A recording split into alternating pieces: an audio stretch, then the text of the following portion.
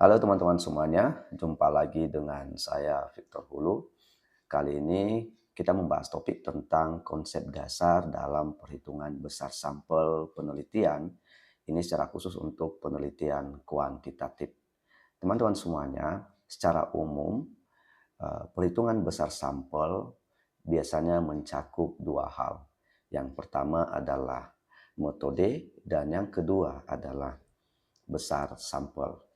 Teman-teman semuanya, kedua hal ini menjadi satu kesatuan dan tidak bisa dipisahkan antara satu dengan yang lain. Yaitu baik itu metode dan besar sampel itu sendiri tidak bisa dipisahkan ketika kita menghitung besar sampel penelitian. Teman-teman semuanya, dalam melakukan perhitungan besar sampel itu sendiri, ya, tidak cukup hanya untuk menjelaskan tentang metode, namun tidak menjelaskan tentang besar sampel. Ataupun mungkin sebaliknya ya, tidak cukup juga hanya menjelaskan besar sampel, namun tidak menjelaskan tentang metode. Nah, oleh karena itu, kedua hal ini, baik itu metode dan juga besar sampel, besar sampel ini menjadi satu kesatuan yang tidak bisa dipisahkan ketika kita menghitung besar sampel penelitian itu sendiri. Teman-teman semuanya, secara umum juga ruang lingkup dalam perhitungan besar sampel itu selalu didasarkan pada tujuan penelitian, kemudian pada desain penelitian yang digunakan, kemudian kerangka sampel, dan kemudian juga metode pengambilan sampel serta besar sampel itu sendiri. Nah, ketika kita cerita tentang metode dan besar sampel yang kita gunakan di dalam perhitungan besar sampel itu sendiri, teman-teman, maka metode ini selalu dikaitkan dengan desain penelitian yang kita gunakan. Ya, jadi secara umum, kalau masih ingat ya, desain penelitian itu kan biasanya ada desain penelitian cross-sectional, ada namanya desain penelitian case control, ada desain penelitian cohort, dan termasuk juga penelitian desain dengan menggunakan eksperimental ya. Bahkan ada juga yang desainnya itu misalnya penelitian yang sifatnya ekologikal ya. Ada time series dan ada case report dan seterusnya. Nah, teman-teman semuanya, besar sampel juga dikaitkan dengan tujuan penelitian. Ya, tujuan penelitian, ingat. Nah, tujuan penelitian itu biasanya berbeda-beda antara satu penelitian dengan penelitian yang lain. Nah, ini saling terkait dengan metode. Ya, dengan metode. Jadi ketika kita menghitung besar sampel, misalnya menggunakan metode, kita misalnya ya menggunakan metode cross-sectional atau case control, cohort eksperimental, maka tujuan penelitian kita kan akan pasti berbeda. Nah, ini dikaitkan dengan besar sampel.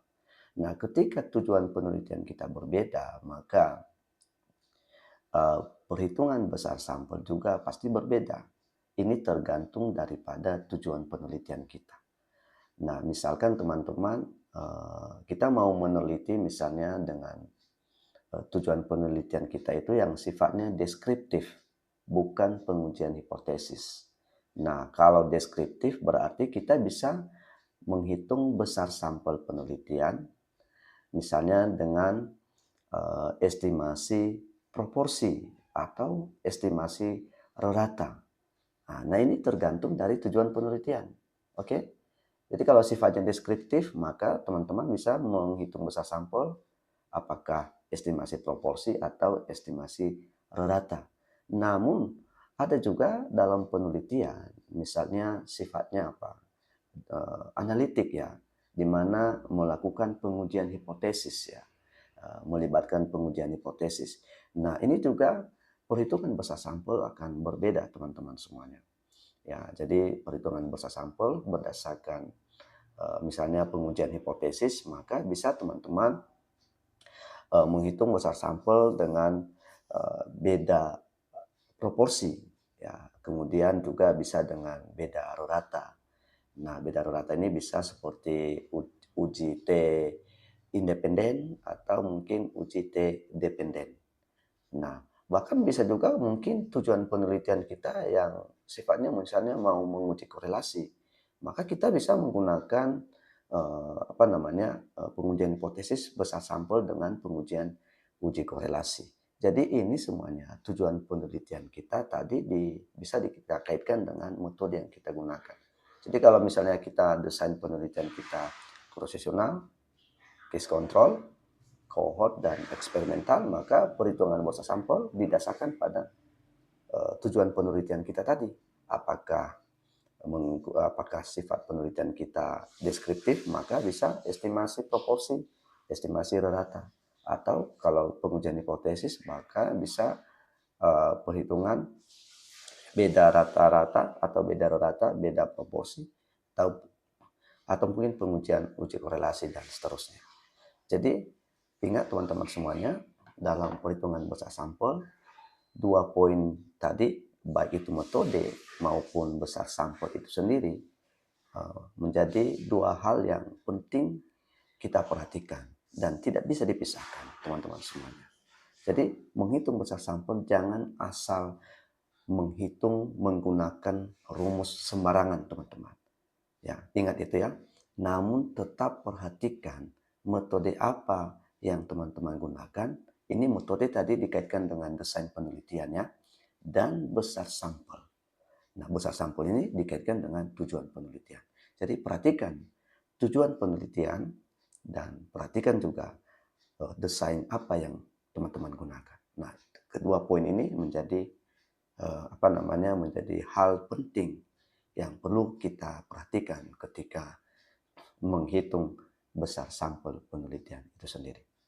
Oke, demikian video ini teman-teman semuanya. Semoga video ini bermanfaat, dapat membantu mencerahkan teman-teman semuanya ketika menghitung besar sampel penelitian. Terima kasih, sampai jumpa.